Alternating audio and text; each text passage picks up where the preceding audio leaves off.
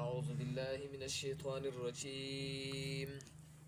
بسم الله الرحمن الرحيم.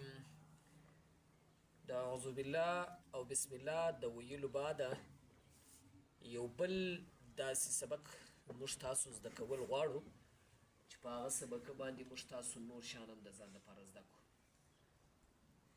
ګوره په دې سبق کې ستاسو دپاره یو څو شیان اضافي بیان شوي دي.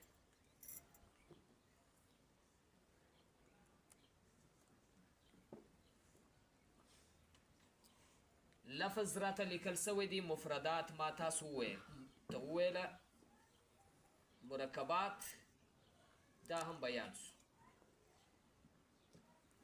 نن دریمه خبره ده په دې الفاظو کې حرکات بیانوو. حرکات ډیر اسانه تاسو په سمجھ کې راولئ. ما ته وویله چې کم وخت زه یو لفظ، یو آیات، یو رکوع د قرآن پاکه څه انتخاب کم، یواره به د هغه ټولو الفاظو څه چې دی حرکات دا ټوله لرې کم. د هغه شان ختمېدلو بعده به بیا زه راځم دا به یواره په مفرداتو باندې وایم، بیا به د هغه مفردات رااخم په مرکباتو باندې به ګډوم. یعنی که مفردات و هغه خو به پر مفرداتو باندې پرېږدوم، که مرکبات و هغه لفظونه به بیا و مرکباتو ته واړوم، که مې 5 سره ګډول، که مې 6 سره ګډول.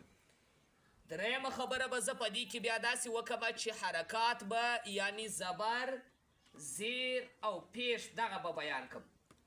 پر لفظ باندې که چیرې زبر راغلی و زبر به بیان کم، که زیر راغلی و زیر به بیان کم، که پیش راغلی و پیش به بیان کم.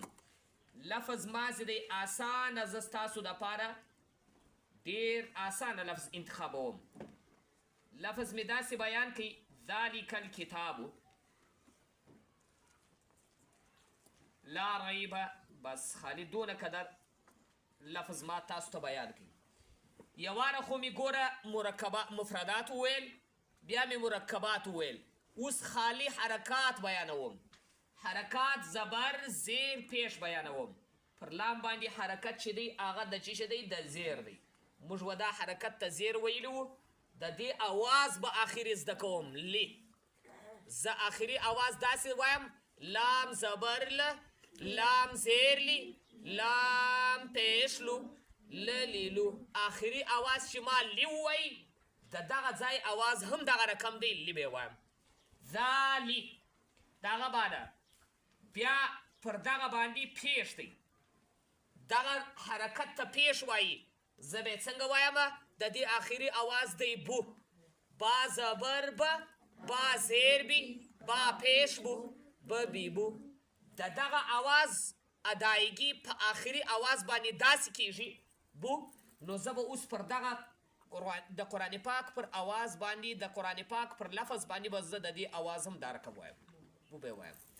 د هغه باندې پر دغه ځای باندې لفظ دی د حرکت د زبر ده. زه به څنګه وایم؟ به. ګوره د دې اوازو بو، د دې اوازو به. اوس زه د دې اوازونه زه زده کومه 3 سره حرکات ما زده کو. د لام ده زیر مې زده کوي، که دا پر هر توري باندې رالی هغه حرکت به زه دا رقم وایم.